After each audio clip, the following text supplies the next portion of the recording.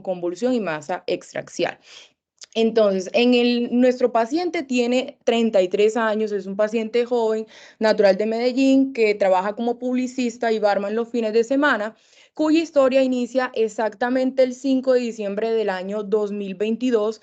Ese día, ese paciente, estando de pie trabajando, presenta una crisis epiléptica tónico-clónico generalizada, aproximadamente 1 minuto, asociada a supraversión de la mirada, cialorrea, con un posterior periodo posictal de más o menos 40 minutos, por lo cual él fue trasladado a un servicio de urgencias en San Francisco, California, que era donde él residía en ese momento. En esa internación le realizaron unos estudios, le mencionaron que había algo pues mal en los exámenes de neuroimagen. Sin embargo, él no continuó la internación y decidió que iba a continuar como su seguimiento en Colombia. El paciente en Colombia, a finales de enero, ingresa a una institución de tercer nivel acá en la ciudad de Medellín, donde además de ese episodio que había presentado, también mencionaba la presencia de cefalea de tipo punzada, frontal, de alta intensidad, progresiva, de más o menos 1 mes de evolución. En este momento, entonces, se consignan como antecedentes de importancia una sinusitis crónica de aproximadamente 7 años. Además, había tenido COVID-19 en el 2021, consumo diario de alcohol y marihuana hasta diciembre del 2022, y su padre había sido diagnosticado con trastorno afectivo bipolar.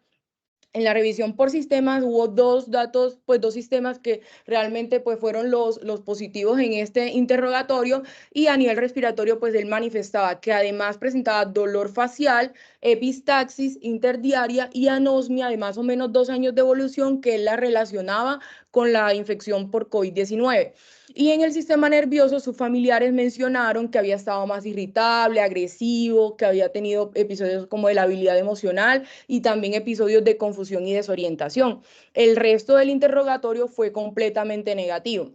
El examen físico, este paciente ingresa con signos vitales estables, no hubo alteraciones de interés en la evaluación en ese momento, y vale la pena resaltar que el examen neurológico exhaustivo se encontró pues sus funciones mentales conservadas, su examen de pares craneados estaba completamente indemne, la función motora, no había alteración en la sensibilidad, no había reflejos anormales o movimientos anormales, ni ningún dato de interés en ese momento. Se realizan unos exámenes paraclínicos donde se encontró en el hemograma una ligera leucocitosis sin otras alteraciones de las líneas celulares, la función renal estaba conservada, bioquímica hepática y electrolitos sin alteraciones, y tampoco había reactantes de fase aguda elevados en ese momento. El examen infeccioso para sífilis, VIH, hepatitis B y C fueron negativos. Entonces, con esta historia de la crisis que había presentado el paciente con la cefalea y con lo que había manifestado, se realiza una neuroimagen y pues los resultados son los que observamos a continuación. Entonces, esta neuroimagen se realiza en febrero del año pasado, donde nosotros encontramos a la izquierda un corte sagital de una secuencia T1 post-contraste, donde llama la atención esta lesión extraaxial ubicada en la porción más anterior de la fosa craneana, donde vemos que esta lesión tiene unas características muy puntuales, una lesión hiperintensa que capta el contraste de forma homogénea, y también observamos áreas de realce dural.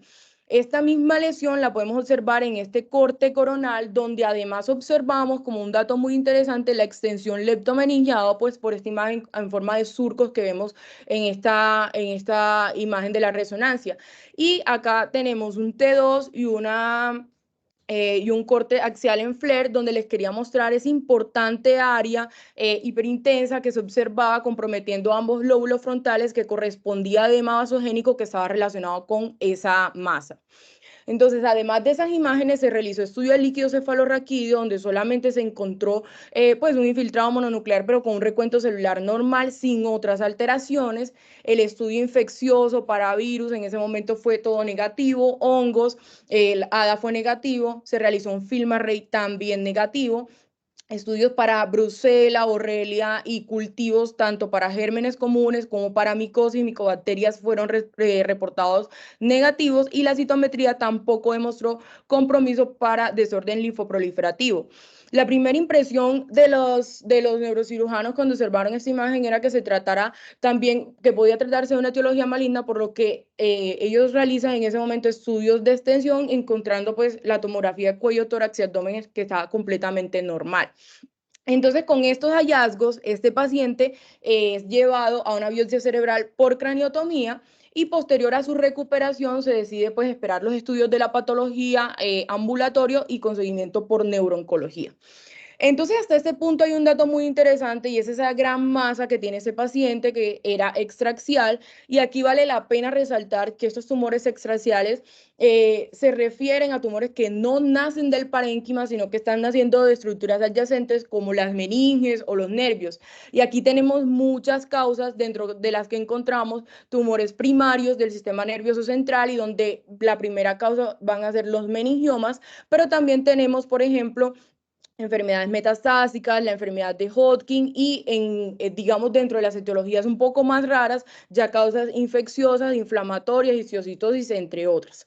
Pero no solamente llamaba la atención esta presencia de esta masa, sino el compromiso que mencionaba la resonancia de ese realce dural que configuraba paquimeningitis y también esa extensión leptomeningia que nos hacía referencia a leptomeningitis o inflamación de la vía madre y de la aracnoides y la paquimeninge pues específicamente de la dura madre. Y en este escenario ya entran a participar otra serie de enfermedades donde cobran especial importancia las infecciones como la tuberculosis, la sífilis, pero también las causas reumatológicas o las de nuestro campo. Y aquí vemos en esta imagen pues que hay una gran cantidad de patologías, algunas van a producir más leptomeningitis, otras más paquimeningitis y algunas realmente pueden producir ambas alteraciones. Entonces, específicamente, por ejemplo, en el compromiso por paquimeningitis, aquí entra en el diferencial una patología muy importante y es la enfermedad relacionada con IgG4, las vasculitis ANCA y dentro de estas el fenotipo de la granulomatosis con poliangitis, entre otras alteraciones como la sarcoidosis que también puede producir más compromiso leptomeningio. Pero definitivamente hasta este momento solamente teníamos un paciente con una gran masa, con una expresión sistémica nula, entonces definitivamente era necesario conocer el reporte de la patología para poder tener como directrices sobre a qué pues empezar a estudiar en este paciente. Y bueno, este paciente entonces lleva a la consulta del neurooncólogo el reporte de la patología y la imagen o la patología de esa paciente es la que de ese paciente es la que estamos observando a continuación. Y aquí quiero darle el paso al doctor Alejandro Vélez, si está presente en la sala, para que él nos ilustre con los hallazgos que se encontró en esa patología. Bueno, lo más importante de la biopsia de cerebro es descartar pues una cantidad de diagnósticos diferenciales. En esta biopsia se predomina por el predominio de un proceso infeccioso. No hay ningún criterio tumoral o vasculítico. Aquí lo que se ve es un proceso inflamatorio en el cual se ven múltiples granulomas de diferente forma y tamaño rodeados por un colarete de linfocitos. Aquí en esta imagen no se puede ver si hay presencia de necrosis de calcificación. Siguiente. Aquí en esta biopsia ya se ve claramente lo que predomina en este proceso. Se ven unas células gigantes multinucleadas de gran tamaño, en el cual se ven en una célula con más de 15 o 20 núcleos. Recuerden ustedes que cuando hay un proceso infeccioso o reactivo, pues los histocitos se reúnen para tratar de contener esa respuesta inflamatoria. Entonces aquí lo que predomina es una célula gigante multinucleada sin necrosis de calcificación rodeada por un proceso inflamatorio con predominio de linfocitos. Entonces, esto sería en la clasificación de inflamaciones granulomatosas, pues hay diferentes clasificaciones, una inflamación crónica granulomatosa no calcificante en esta biopsia. Muchas gracias, doctor Vélez. Entonces, la inmunohistoquímica de ese tejido fue positiva para esos marcadores, para esas células inflamatorias y las tinciones especiales fueron negativas para el estudio de bacterias, de hongos, entre otras. Entonces, ya con este resultado, definitivamente salen de esa baraja diagnóstica muchas patologías y nos quedamos solamente con las que producen enfermedad granulomatosa del sistema nervioso central. Y aquí tenemos dos causas muy grandes donde englobamos las causas infecciosas y las no infecciosas.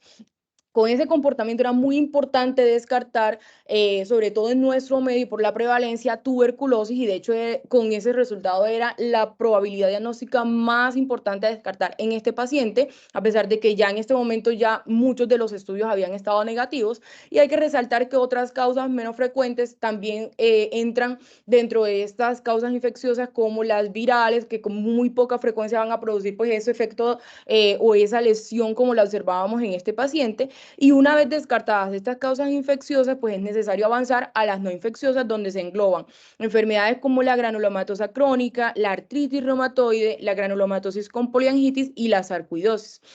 Entonces, este paciente con ese resultado, pues la sospecha, como les había mencionado, era muy alta para tuberculosis, se decide interconsultar por infectología, quien hospitaliza nuevamente para hacer manejo interdisciplinario.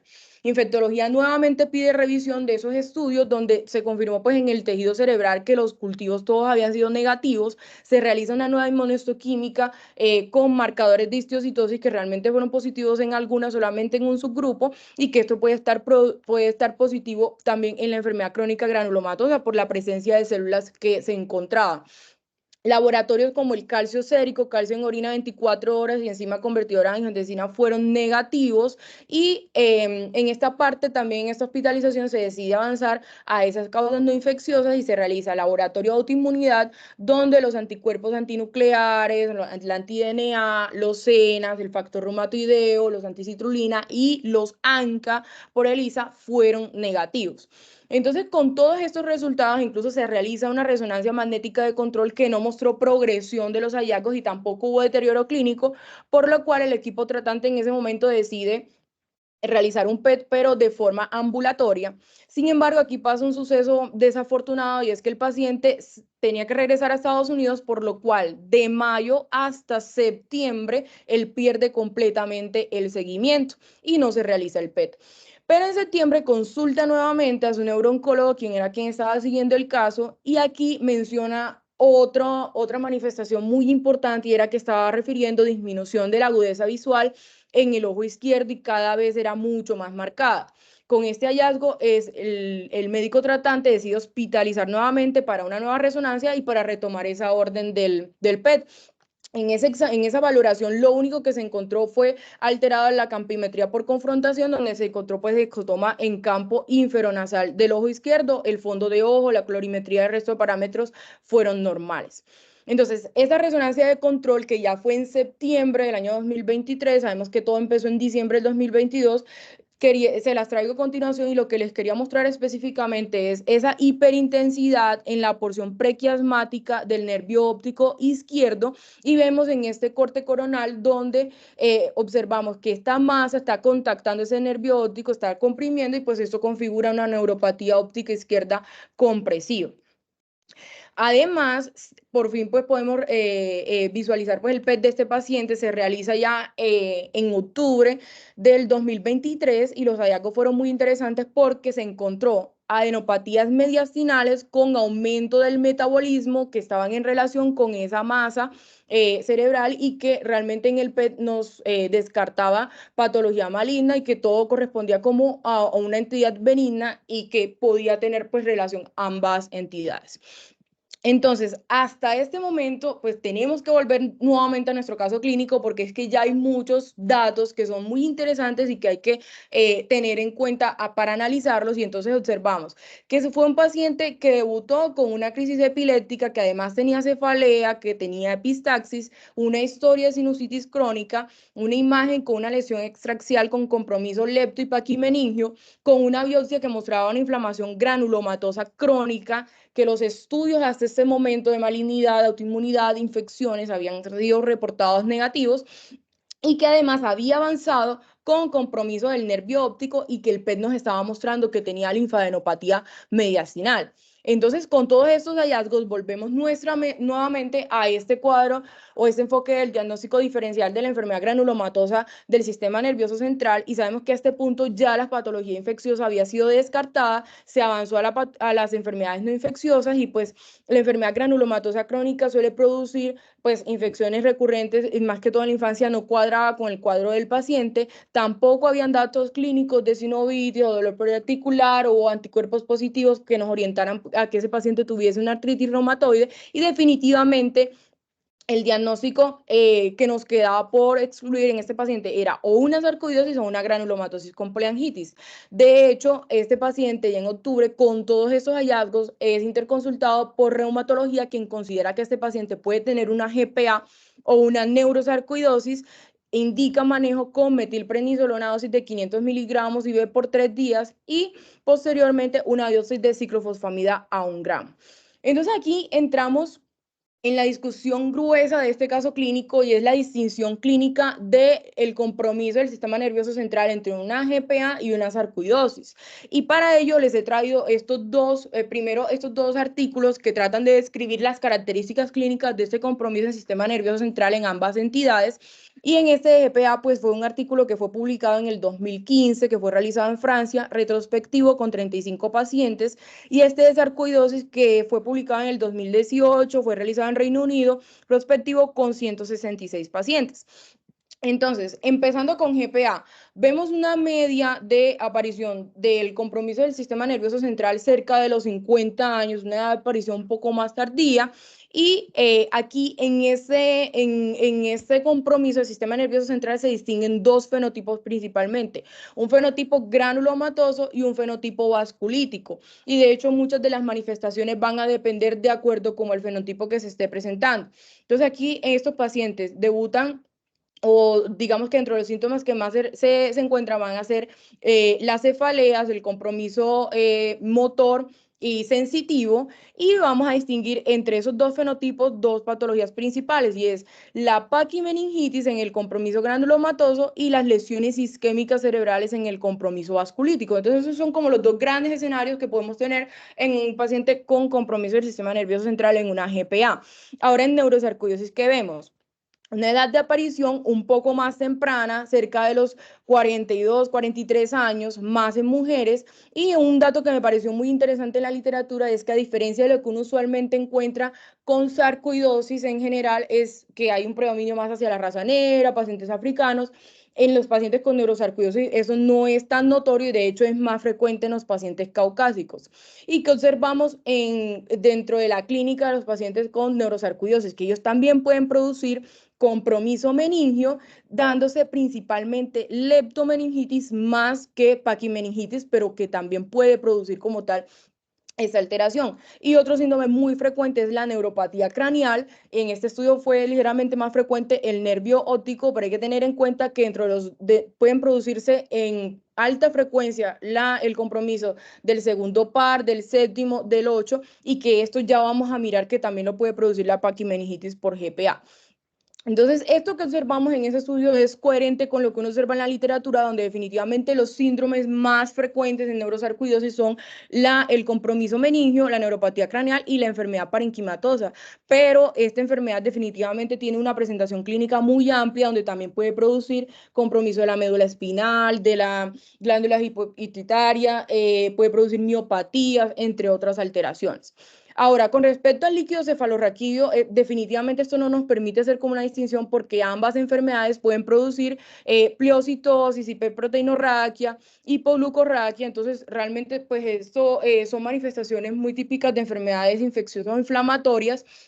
Y la neurosarcoidosis, que es un marcador que se utiliza con mucha frecuencia, que es la enzima convertidora de angiotensina, se puede encontrar en menos de la mitad de los pacientes con neurosarcoidosis, pero definitivamente el rendimiento diagnóstico es muy regular para determinar pues con fiabilidad de que se pudiese utilizar de forma fiable en la práctica clínica. De hecho, la sensibilidad ya se ha estimado en un 62% con una especificidad del 76%. Y aquí les quería mostrar que también en suero, estos pacientes se ha medido en esos pacientes específicamente en neurosarcoidosis, y realmente pues habían sido positivos de muy bajo nivel, lo mismo que el calcio sérico. Por lo tanto, estos parámetros no nos permiten como descartar que estamos frente a esta enfermedad.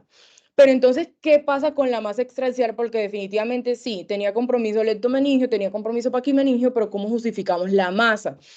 Entonces aquí quería contrastar estos dos estudios porque aquí específicamente vamos a comparar la paquimeningitis por GPA versus la paquimeningitis por sarcoidosis, y para eso les traigo estos dos estudios. El de GPA es un estudio realizado en China, publicado este año, retrospectivo con 26 pacientes, y este de sarcoidosis fue un estudio realizado en Estados Unidos en el año 2022, retrospectivo también con 26 pacientes. Y vamos a ver las características puntuales en estos dos escenarios. A la izquierda vamos a encontrar GPA y a la derecha vamos a encontrar neurosarcoidosis. Entonces vemos que en GPA, dentro de las manifestaciones clínicas específicamente de paquimeningitis, vamos a encontrar cefalea y compromiso de pares craneanos, que habíamos visto que la neurosarcoidosis lo produce, pero aquí entra pues en orden de frecuencia otra manifestación de neurosarcoidosis, son las convulsiones, que si bien se puede producir también en GPA, en la neurosarcoidosis es mucho más frecuente. Ahora, lo que les había comentado de la neuropatía craneal es que en la GPA también se puede producir el compromiso del nervio óptico, el nervio facial, vestíbulo coclear, y en general casi todos es pues con mucho menos frecuencia el primer y el 11, pero que estas manifestaciones realmente son muy parecidas en ambas enfermedades.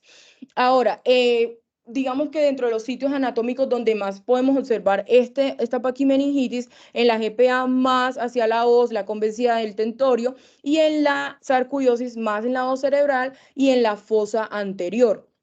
Ahora, en neurosarcoidosis específicamente hay un dato dentro de la morfología que es muy interesante, y es que estos pacientes pueden tener una morfología nodular. Y en este estudio también quisieron evaluar qué otras estructuras nodulares estaban comprometidas en esos pacientes con paquimeningitis, y en un 46% también había compromiso de las leptomeninges. Entonces, nos permiten ya ir como estableciendo algunas características clínicas que nos orientan más hacia un lado y hacia el otro. Y las imágenes de los pacientes de esos estudios son las que les traigo a continuación, y creo que a simple vista se puede observar digamos, la diferencia entre ambos compromisos, que si bien esto no es patognomónico y esto no determina la etiología, definitivamente pues nos permite establecer algunas diferencias desde el punto de vista clínico, y es que la paquimeningitis por GPA suele ser más lineal, como lo conservamos en estas imágenes, y la de neurosarcoidosis tiende a producir este aspecto nodular, con lo cual se ejerce un efecto de masa que pueden ser tanto solitarias como múltiples, como observamos en esta otra imagen, y que definitivamente pues esto no se ha reportado con la misma frecuencia en los pacientes con GPA. De hecho, en la paquimeningitis por sarcoidosis se documenta que hasta la mitad de los pacientes pueden tener esa presencia de masas. Y si uno hace una búsqueda en la literatura de neurosarcoidosis con masas, vemos de que sí hay información que nos orienta a que la neurosarcoidosis puede imitar inclusive meningiomas o grandes masas durales que tienen precisamente por ese compromiso. Y de hecho aquí les traigo esta tablita que es como un resumen de varios casos documentados en la literatura, y vemos que es una presentación también muy heterogénea, porque también se pueden manifestar como masas solitarias, pero también como masas múltiples, y la localización de hecho puede ser muy variable. Región parietal, fosa anterior, frontal, parietal. Entonces realmente eso puede variar muchísimo y no tiene como un compromiso muy establecido. Ahora, hay diferencias en la patología, y sabemos que es que ambas producen inflamación granulomatosa, y la respuesta grande sería no. Pero hay algunas cositas puntuales que vale la pena mencionar. Sabemos que por definición los granulomas de la sarcoidosis son no necrotizantes o no calcificantes, y en la GPA podemos encontrar algo más de vasculitis y de necrosis. Sin embargo, en las muestras de tejidos de pacientes con sarcoidosis, cuando son muestras grandes, también podemos encontrar algo de necrosis. Vea más la atención que en este estudio, por ejemplo, que caracterizaron como los hallazgos en la patología de pacientes con paquimeningitis con anticuerpos positivos, en este caso 5 con EBPO y 2 con PR3, se encontraron definitivamente pues los hallazgos que orientan más a una inflamación granulomatosa como por GPA, como la necrosis, la vasculitis, pero miren que en todos los pacientes además se encontró fibrosis de la dura madre. Entonces ese es un hallazgo que si bien pues son poquitos pacientes, vale la pena mencionar porque también se relacionan en otros hallazgos en la literatura. Y con respecto a los granulomas, el aspecto, volvemos pues como a reiterar de que esto no es patognomónico, pero sí es interesante recordar que en sarcoidosis encontramos lo que se denominan los granulomas desnudos. Y como mencionaba el doctor Alejandro Vélez, ese collarete de linfocitos que usualmente es muy marcado, por ejemplo, en los pacientes con granulomas por tuberculosis, no lo vamos a encontrar tan específico en los pacientes con sarcoidosis y por eso pues tienen como esa denominación de granulomas desnudos.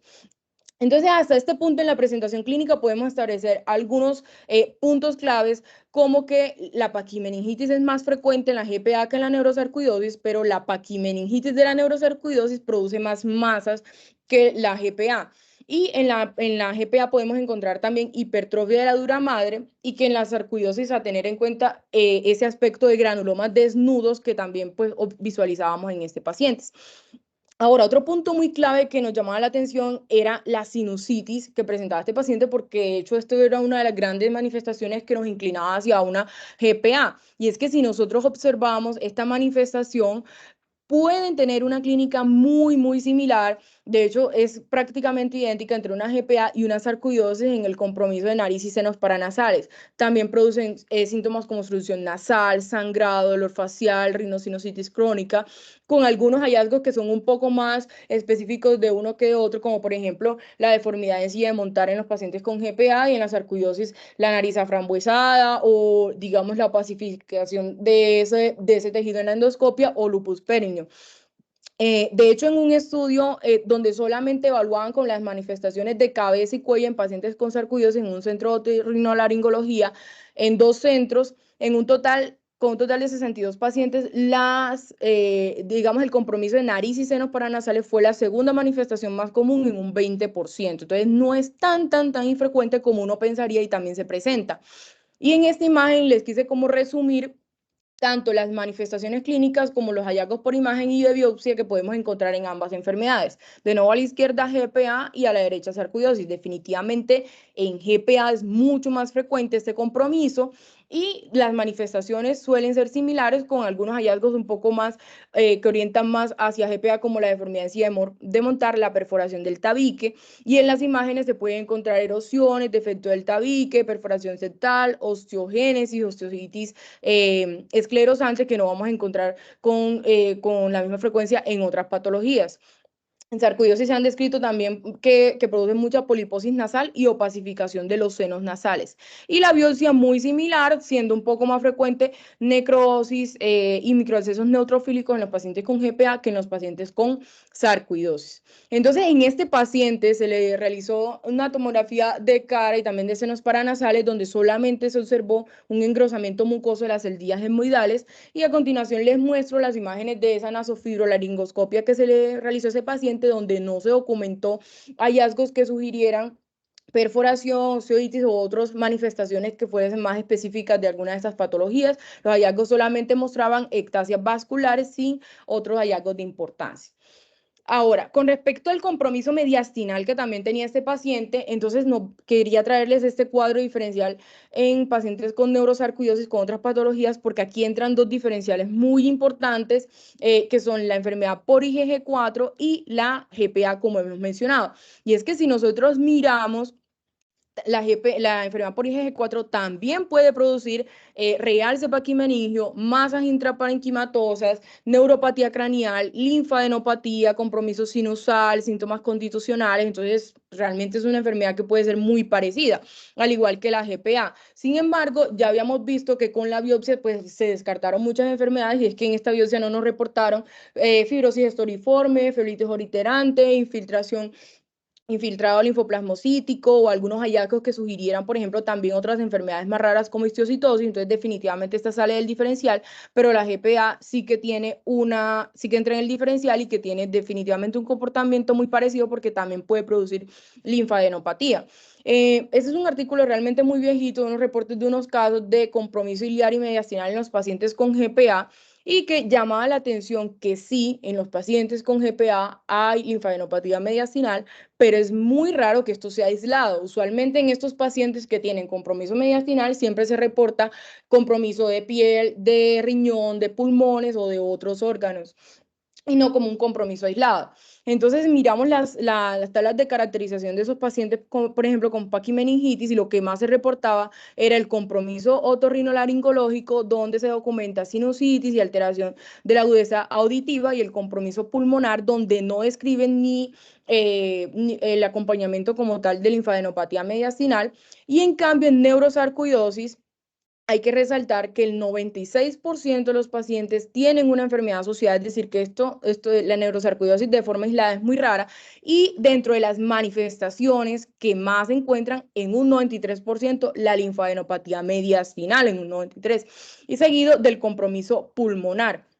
Entonces ya aquí en este cuadro vemos que neurosarcoidosis produce más real leptomeningio, pero que también produce paquimeningitis, que la GPA produce menos lesiones intracraneales, pero que también puede producir linfadenopatía iliar mediastinal, pero que esto es muy raro encontrarlo aislado sin otras manifestaciones de otros órganos en estos pacientes.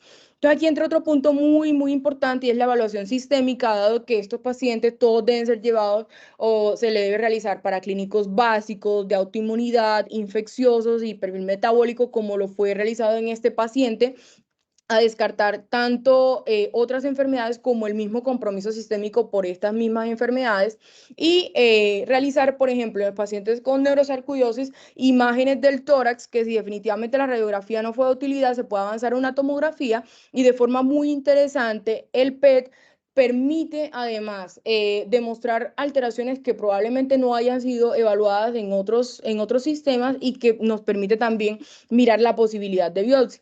En una serie, de hecho, se encontró que 15 de 19 pacientes, o sea, un 78%, tenía alteraciones en el PET, y pues esto apoyó también al diagnóstico. Ahora, finalmente, vemos que pues en una de esas dos enfermedades podemos medir anticuerpos, y es que si nosotros miramos qué positividad hay de los anticuerpos en la granulomatosis con poliangitis, nos vamos a centrar específicamente en esta, que es la que más produce ese compromiso del sistema nervioso central. Vemos que es la que más produce positividad para ANCAS, y que realmente tener ANCAS solamente negativo en un 5%. Ahora miremos cuál era el comportamiento en esos pacientes con compromiso del sistema nervioso central, y es que veíamos que la positividad de los ANCAS estaba en un 90%, y específicamente en los pacientes que hacían paquimeningitis en un 95%. O sea, estos pacientes casi que en su totalidad siempre presentaban ANCA positivo, y esto nos desestima también un poco el hecho de una GPA en nuestro paciente. Entonces, hasta en este momento también tenemos otros puntos claves, como que el compromiso extraneural es muy común en ambas, que en la GPA más compromiso otorrinolaringológico y de pulmón, y que la linfadenopatía aislada es muy rara, y de hecho en las series pues, que les he mostrado no se documenta dentro de esas características en el sistema nervioso, acompañando el sistema nervioso central. Y en la neurosarcoidosis sí es muy frecuente que encontremos que la manifestación más común sea la linfadenopatía y también alteraciones pulmonares. También vemos que en la GPA vamos a tener la positividad de los anticuerpos en más del 90%. Entonces, con todos estos hallazgos, realmente tenemos mucho más elementos para pensar que definitivamente este paciente tiene más una neurosarcoidosis. Y si miramos los criterios diagnósticos, vemos que se han establecido tres posibilidades, donde vemos un diagnóstico posible, probable y definitivo.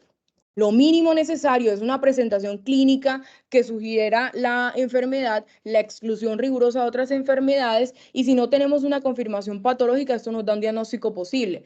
Pero si tenemos una confirmación patológica, ya sea de otro órgano como pulmón, como ganglios mediastinales o ganglios cervicales o de la piel, por ejemplo, esto nos da una probabilidad de probable, pues un diagnóstico probable en ese caso. Y el diagnóstico definitivo definitivamente se hace es con la presentación clínica sugestiva, la histopatología positiva del sistema nervioso central, la exclusión de otras enfermedades, y aquí te podemos tener dos escenarios. Una tipo A, donde la sarcoidosis extraneural es evidente, que es nuestro caso, y la tipo B, donde no es evidente, y aquí la englobamos como una neurosarcoidosis aislada. Entonces ya con esto definitivamente, pues nosotros nos inclinamos por una neurosarcoidosis, y en estos últimos minutos lo único que quería mencionarles era algo con respecto al tratamiento. Y es que en este paciente fue tratado con bolos de metilprednisolona y con ciclofosfamida. Y en esta tabla se resume como el tratamiento que usualmente se usa en los pacientes con neurosarcoidosis. Y a tener en cuenta, hasta el momento no hay ensayos clínicos aleatorizados para el tratamiento de neurosarcoidosis. Por lo tanto, toda la evidencia que tenemos se basa en estudios o informes de casos, series de casos o estudios observacionales muy pequeños, y entonces es una calidad de la evidencia realmente muy pobre. Entonces, ¿qué se usa? Usualmente la combinación de corticoides con un agente inmunosupresor, y en las formas más graves se utilizan el infliximab y otros medicamentos como la ciclofosfamida, el imumab, entre otros. Este diagrama de flujo me pareció muy interesante de un artículo porque establece tres escenarios donde nosotros encontramos una neurosarcoidosis leve, moderada y severa. Llama la atención que en ninguna parte nos dicen qué es leve, qué es moderado y qué es severo, pero uno infiere por la literatura que leve solamente, digamos, podemos encasillar a los pacientes que tienen neuropatía del nervio facial aislada sin nada más, y que el resto quedaría como en estos dos escenarios, donde definitivamente sí se ha considerado que son formas muy graves, son el compromiso meningio, el compromiso del segundo par. También esas masas intraparenquimatosas muy graves entran como tal en este escenario. Entonces, ya digamos que en estos dos grupos se optaría por la combinación de corticoides con metotrexato, y en el grupo de severo ya entraría el infliximab. Es el que más tiene evidencia dentro de lo poco que hay para neurosarcoidosis grave, y si hay poca respuesta, ellos proponen que se avance a adalimumab o a ciclofosfamida. Pero nosotros en este paciente vemos que ese paciente se trató con ciclofosfamida, entonces quisimos mirar pues qué había con respecto a la ciclofosfamida en los pacientes con neurosarcoidosis. Encontramos este estudio retrospectivo en 32 pacientes que fue publicado en el año 2023 en Francia, donde se les administró a esos pacientes ciclofosfamida a dosis de 1 gramo, y se siguió se les administró por 5 a 6 meses y se siguió al sexto mes. ¿Y qué se encontró? Mejoría en los parámetros, en las escalas clínicas en estos pacientes, en el recuento celular, en los hallazgos en la resonancia magnética, y también en el consumo a largo plazo de corticoides, y todo esto con una diferencia estadísticamente significativa.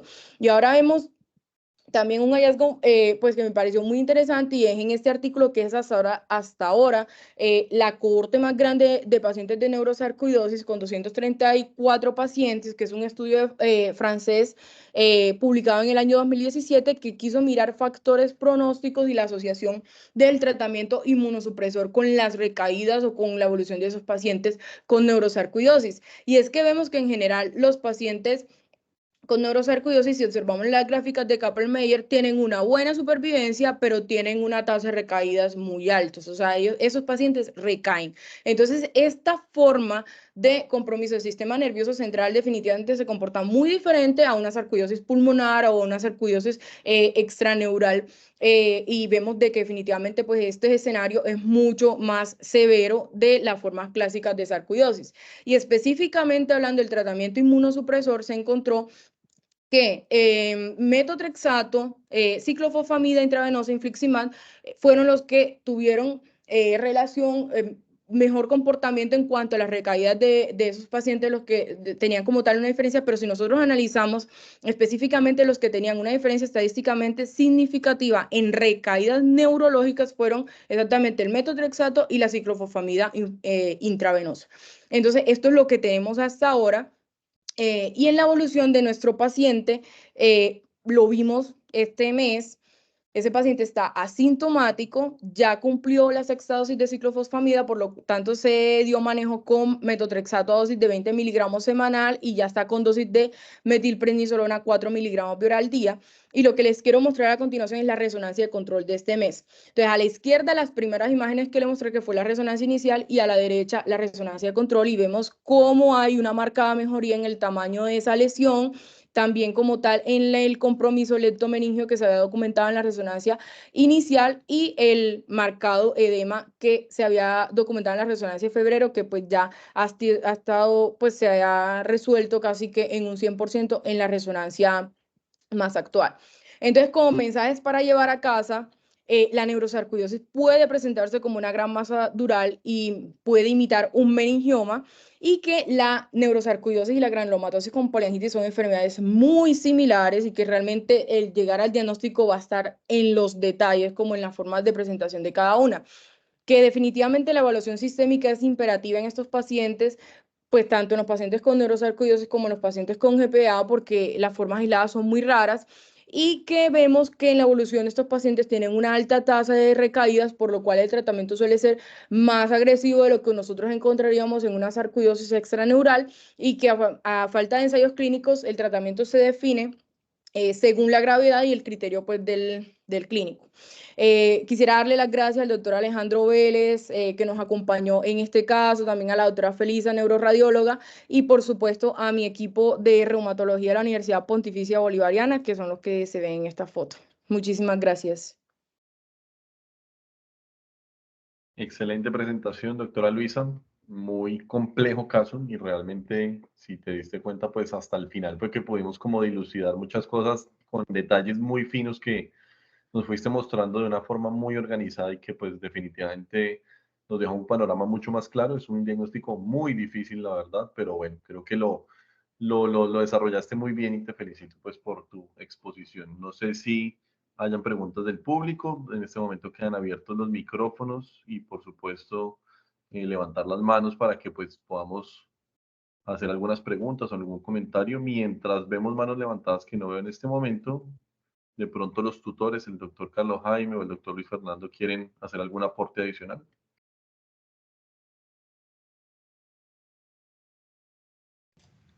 Muchas gracias, doctor Segura, y felicitaciones a Luisa por la presentación.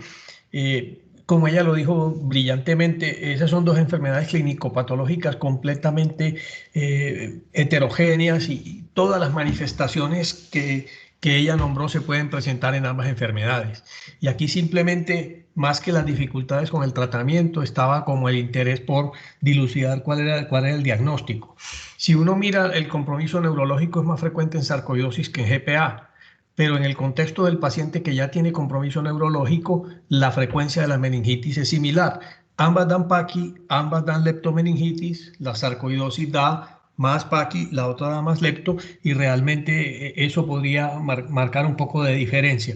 Y también para enfatizar el estudio del grupo francés de vasculitis en equipo con el grupo Barcelona, que encuentran que más del 90% de los pacientes con meningitis o con compromiso neurológico por GPA tenían ANCA positivo. Nuestro paciente tenía ANCA negativo. Eso nos ayudó bastante.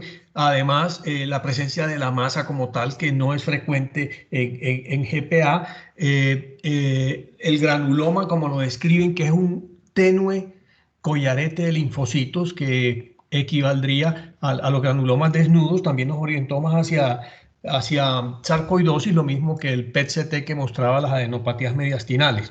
De modo que ese fue como el enfoque que hicimos de este paciente, y nos parece que por muy difícil que sea, se orienta más hacia una neurosarcoidosis que hacia una GPA.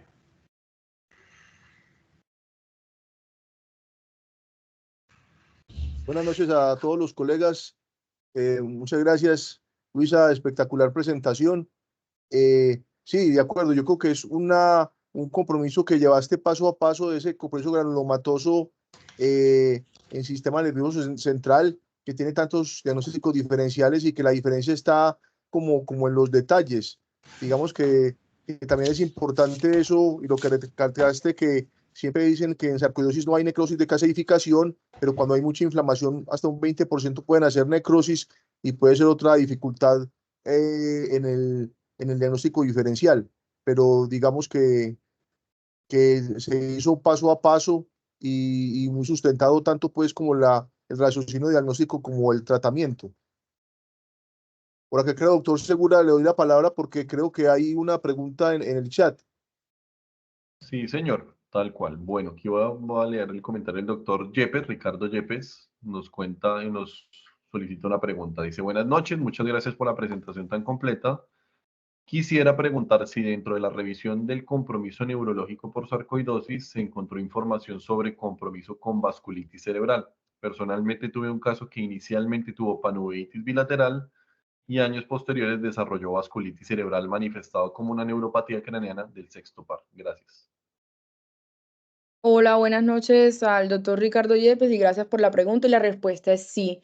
Sí hay reportes de vasculitis en los pacientes con neurosarcoidosis. Es dentro de las manifestaciones unas pues, presentaciones menos frecuentes y esas vasculitis también se pueden manifestar como lesiones isquémicas en el sistema nervioso central principalmente, pero sí está descrito.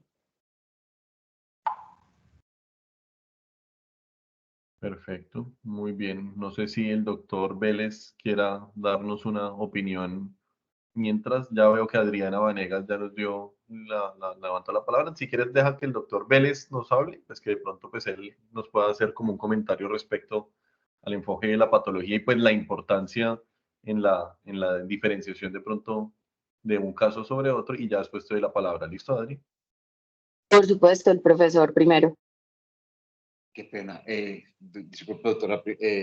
Recuerden que hay una descripción muy antigua que de pronto las personas que tenemos más edad escuchamos siempre, que era que la sarcoidosis era un enigma envuelto en un misterio.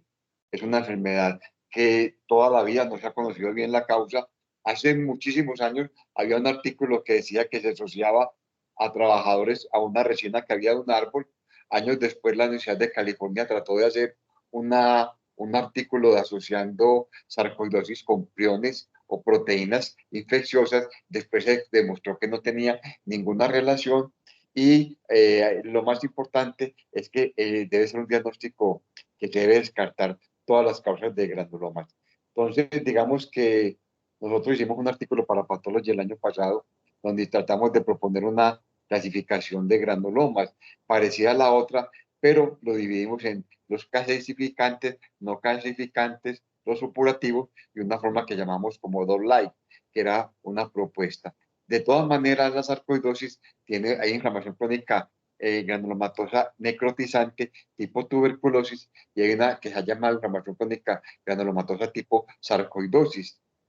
Pero uno puede encontrar, como dijo el doctor, formas de granulomas con infiltrado supurativo. O sea que histológicamente es más frecuente sin necrosis de calcificación, pero se puede encontrar supurativa y con necrosis de calcificación en porcentajes menores del 20%, sobre todo cuando las lesiones son muy grandes. Lo más importante en esta biopsia fue que se descartó todas las tuberculosis, se descartó hongos, se descartaron, no se observó vasculitis, no se encontraron otras enfermedades diferenciales como el Erdheim-Chester, la enfermedad de Rosay-Dorman, la inflamación por enfermedad por inmunoglobulina G4. Entonces, todas estas coloraciones descartaron todo eso. Entonces, la biopsia, lo más importante aquí es la correlación clínico-patológica, la unión entre el patólogo, el radiólogo y los reumatólogos, en el cual creo yo que todo favorece esta enfermedad que es la sarcoidosis. Por eso me parece un caso muy interesante y es un reto diagnóstico para el patólogo, pero aquí está la importancia de la relación clínico-patológica. Radiológica e histológicamente, aquí por los pocos linfocitos, la ausencia de necrosis de calcificación, se sugirió esto y en la biopsia no se observó ningún criterio de vasculitis, entonces por eso creo que es la mejor opción diagnóstica. Mil gracias, doctor Vélez, por su apreciación muy clara y definitivamente muy importante. Doctora Adriana Vanegas. Buenas noches. El doctor Vélez dijo una sola cosa de las que yo iba a decir, el resto yo no las iba a decir claramente. Muchas gracias, profe, por esa ilustración tan interesante, sobre todo la parte de la necrosis, pues que siempre será, pues en este medio nos hace pensar inmediatamente en tuberculosis. Y lo que yo iba a decir era que de todas formas siempre tener en cuenta que es de descarte. y que precisamente de esa manera fue que llevaron el caso. Quiero felicitar a Luisa porque me pareció una presentación impecable, me pareció maravilloso cómo presentó, el manejo del tiempo, el manejo del lenguaje, de cómo lo fue llevando sistemáticamente de una forma ordenada, clara, mostrándonos como todos los argumentos con los cuales se logró llegar al diagnóstico tan difícil y al tratamiento, y ya después como ese cambio ya en el manejo, y al grupo, pues, por supuesto, de amigos y profesores que están detrás apoyándote. Un abrazo para todos. Muchísimas gracias, profe. De verdad me ha dado mucho de su parte esa retroalimentación. Muchas gracias. Súper merecido. Bueno, vamos a mirar si hay alguna otra pregunta. Sí, aquí hay un comentario de la doctora Gloria Vázquez. Doctora Glorita, ¿quiere hacer la pregunta a micrófono abierto? Hola Luisa, ¿cómo estás? Perdón si hay un poquito de bulla. Mira, felicitarte por el caso, lo llevaste excelentemente, un caso muy interesante, pero la presentación, ir paso a paso haciendo el diagnóstico y construyéndolo, me pareció maravilloso. Quería ir a preguntarte si la evolución temporal puede ayudar a establecer un diagnóstico, porque me parece que la evolución de las GPA puede ser un poco más agresiva y la evolución de la sarcoidosis permitió que este paciente se fuera para Estados Unidos, se volviera y continuaba como en una enfermedad más larvada. De eso hay evidencia, de eso hay evidencia de la evolución temporal y agresividad de una u otra. Profe, muchas gracias por su comentario, y yo también creo que GPA tendría una evolución mucho más rápida y que definitivamente eso inclina un poco más a sarcoidosis, pero particularmente dentro de todo lo que yo revisé, no encontré que en este fenotipo, por ejemplo, granulomatoso de la GPA, porque probablemente en el fenotipo vasculítico sí se iba a presentar como esas manifestaciones mucho más rápidas, agresivas, pero si había una diferencia como en la evolución temporal, pues no lo vi muy claro en la literatura, profe, pero eso ya es lo que uno esperaría. Ok, mil gracias. Gracias y de nuevo felicitaciones a vos y a todo el grupo. Gracias, profe. Bueno, perfecto. No veo más manos levantadas en este momento.